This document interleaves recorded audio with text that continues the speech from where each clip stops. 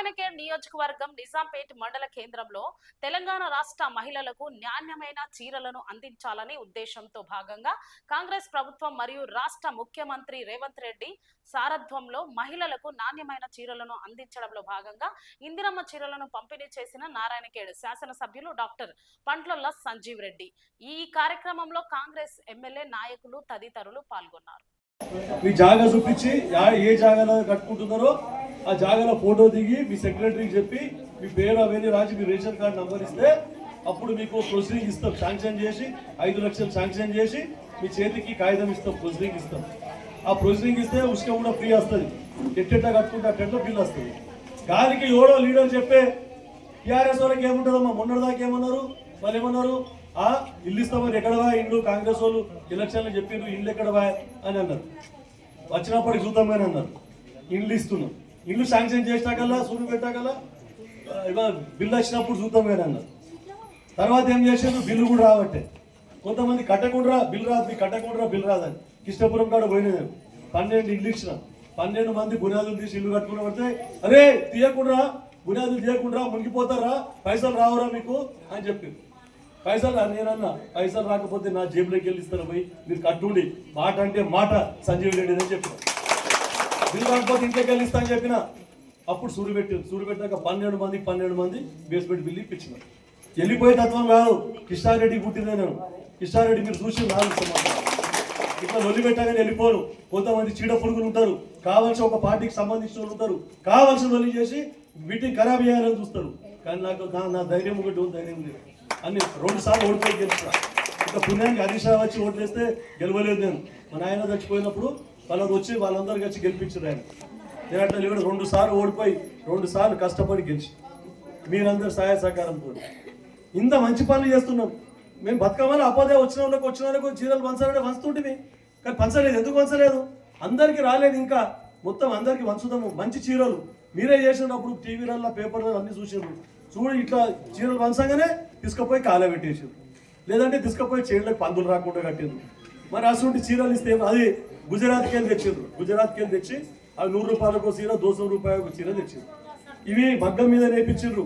మొత్తం సిరిసిల్ల వాళ్ళందరికీ కార్మిక సోదరులు ఎవరైతే ఉన్నారో చేనేత కార్మికులకు వాళ్ళందరికీ పైసలు, వాళ్ళందరికీ జీవనోపాధి లోన్ ఇచ్చిండ్రు.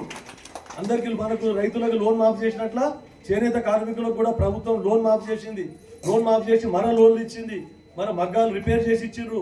ఇవి ఎన్ని చీరలు కావాలి, ఇన్ని లక్షల చీరలు కావాలని ప్రతి ఒక్కరికి చీరలు తయారు చేసి ఇచ్చిండ్రు. ప్రతి ఒక్కరు అంటున్నారు. ఇప్పుడు మొన్న పరిగి రామ్మోహన్ రెడ్డి సాబ్ కలిసి ఉండే మా పెళ్ళాం కూడా నా భార్య కూడా అదే చీర కట్టింది సార్ అని చెప్తున్నాడు ఆయన. చెప్తున్నాను మీకు ఇక మంచి చీరలు, ఎందుకంటే గరీబోలకు ఏది ఇచ్చి నడుస్తుంది. కానీ అంత పెద్ద ఆమె చీర కట్టుకున్నది మంచిగున్నది అని అంటే ప్రతి ఒక్కరు ఇప్పటిదాకా ముఖ్యమంత్రి రేవంత్ రెడ్డి పంచడం అయిపోయింది. మన 4 రోజుల కింద అన్ని ఎమ్మెల్యేలు కూడా ఒక 10-20 మంది ఎమ్మెల్యేలు పంచి దామోదర్ సార్ ఒక్కటి జ్వరం వచ్చి పండుకున్నాడే. అందుకే ఆయనకు పంచినాకనే జిల్లాలో ఫస్ట్ పంచినాకనే మనం పంచాలి. ఈరోజు ఆయన 10:30-11 వస్తున్నాడు. దాని తర్వాత అనేది 11:30 నేను పెట్టుకున్నాను. ఎక్కడికి వెళ్ళి కూడా ఈ చీర ఖరాబ్ ఉన్నదని ఇదివరకు ఏడకెళ్ళి కూడా మాట రాలేదు. కాంగ్రెస్ అంటే గది, కాంగ్రెస్ వాళ్ళు చెప్పింది చేస్తారు. గరీబ్ వాళ్ళకి చేసేదే కాంగ్రెస్. ఇండ్ల పట్టాలు ఇచ్చిన వెనకటికి ఇండ్ల పట్టాలు ఇస్తే దాన్ని దౌర్జన్యంగా కబ్జా పెట్టుకున్నారు. మళ్ళా కాంగ్రెస్ ప్రభుత్వంలో 1990లో కృష్ణారెడ్డి గారు ఎమ్మెల్యే ఉన్నప్పుడు భూమి కొనుక్కొని ఇండ్ల పట్టాలు ఇచ్చిన 40 మంది ఇస్తే దరిద్రం ధరణి తెచ్చిండు ఈయన కేసీఆర్. ధరణిలో అమెరికా పోయిన వాళ్ళకు ఇల్లు అమ్ముకొని పోయిన వాళ్ళు, భూమి అమ్ముకొని పోయిన వాళ్ళ పేర్లు మళ్ళీ పాస్బుక్లు వచ్చినాయి. పాస్బుక్లు వచ్చినాక పోయి కంప్లైంట్ ఇచ్చి పోలీసు వాళ్ళకి పెట్టి దౌర్జన్యంతో వాళ్ళందరికీ కాల్ చేయించే ప్రయత్నం చేసింది. ఇగో భూమి మాది అని అమ్ముకున్నారు పోయిలు. శంకరంపేట రాణి శంకరమ్మ భూములు అవేట్లనే 3 తరాలు తాతలు తండ్రులు మన్మన్ను బతుకుతున్నారు వ్యవసాయం చేసుకొని. కానీ అమెరికా ఉన్న వాళ్ళ పేరు మీద పాస్బుక్లు వచ్చినాయి. దరిద్రం ఆ ధరణి తెచ్చింది కదా కేసీఆర్. అట్లా ఏం చేశారు, ఇక పాస్బుక్లు రాగానే ఇది మాది, అమ్ముకొని పోయిన మాట వాస్తవం, కానీ మాది అని పేరు లెక్కగానే మాది. కానీ అవన్నీ తీసి పాత అన్న కాగితాలు తీపిచ్చి వాళ్ళ భూమి వాళ్ళకి ఇప్పించినాం. అది కాంగ్రెస్ అంటే అది. మరి లేకుంటే మీకు తెలుసు టీఆర్ఎస్ నాయకులు ఎంతోమంది ఉన్నారు. మొన్న మేడం వచ్చినాక బయటపడ్డది సర్కారు భూమి వాళ్ళ పేరు మీద ఎక్కించుకున్నారు. సర్కారు భూమి అంటే నాది కాదు. సర్కారు అంటే మీ గరీబోళ్ళ భూమి. ఎప్పుడన్నా ఇళ్ళ కానీ లేకుంటే అసైన్మెంట్ ఇస్తే కానీ ఏదైనా గోదాము కానీ లేకుంటే ఏదానికైనా ఒక మీకు జాగా ఉంటుంది. అది మీ గవర్నమెంట్ జాగా వాళ్ళ పేరు మీద ఎక్కించుకున్నారు, పడ్డ పూలకు అమ్మేసుకున్నారు లక్షల రూపాయలకు. పడ్డ వాళ్ళకేం తెలుసు పడ్డ పూలకు అగ్గస్తున్నది అని చెప్పేసి పైసలు ఇచ్చింది, తర్వాత ఇరకబడ్డారు. ఇటువంటి దుర్మార్గ పనులు చేసింది. కానీ కాంగ్రెస్ వాళ్ళు కూడా చేసిందా చెప్పు నాకు? యువతను ఒక ఇల్లు కట్టుకుంటే ₹1 తీసుకున్నామా? కళ్యాణ లక్ష్మికి 5,000 కంప్యూటర్లు ఎక్కియాలంటే 5,000, తర్వాత బిల్లు వచ్చినాక మళ్ళా 5,000 10,000 ఇట్లా ఇల్లు కట్టుకో. పెళ్లి కాదే కొంతమంది అట్లా కూడా పైసలు లేపుకున్నారు. ఎప్పుడో 10 ఏళ్ళ కింద పెళ్లి కార్డు పెట్టి పైసలు లేపుకొని సగం సగం.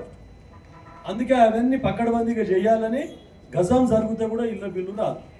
అందు గురించి ఇంత పక్కడబందీగా నేను ఎన్నోసార్లు మొన్న కూడా వచ్చిన కళ్యాణ లక్ష్మి చెక్కులు పంచడానికి వచ్చినప్పుడు చెప్పిన, నేను ప్రతి ఒక్కరికి చెప్తున్నా, ఎవడన్నా ₹1 అడిగితే నాకు ఫోన్ చేయండి అని చెప్పిన. మా కార్యకర్తలు కానీ ఎవడన్నా కానీ మీకు ₹1 లేకుండా గవర్నమెంట్ మీకు ఇల్లు ఇప్పిస్తున్నది, కళ్యాణ లక్ష్మి చెక్కులు ఇస్తున్నది. కాబట్టి ఇంటికి కానీ కళ్యాణ చెక్కులకు కానీ ఏ పనికైనా ₹1 మీకు ఎవడన్నా లంచం అడిగితే నాకు అడుగుండి ఫోన్ చేయండి అని కూడా చెప్తున్నా. ఇంత ధైర్యంతో ఎందుకు చెప్తున్నా? మంచిగా చేస్తున్నాం కాబట్టే ధైర్యంతో చెప్తున్నా. ఇంకా ఊళ్ళో 5-10 మంది ఉంటారు, వాళ్ళు ఏమైనా ఖరాబ్ చేసే ప్రయత్నం చేస్తారు. వాళ్ళ మాటలు నమ్మకండి. మీకు ఇప్పుడు చెప్పినా కదా కృష్ణాపురంది 12 మందికి బిల్లు ఇప్పించి, ఆ 12 మందికి బిల్లు రాదురా కట్టకుండా ఆపేసారు. వాళ్ళు కూడా సగం గుంతలు తీసి ఆపేసారు.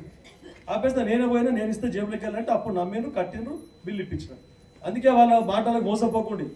ఓట్లు వేసుకున్నారు, 10 లక్షలు ఒక కుటుంబంకి ఇస్తాం అర్జెంట్ల కన్నా అన్నారు.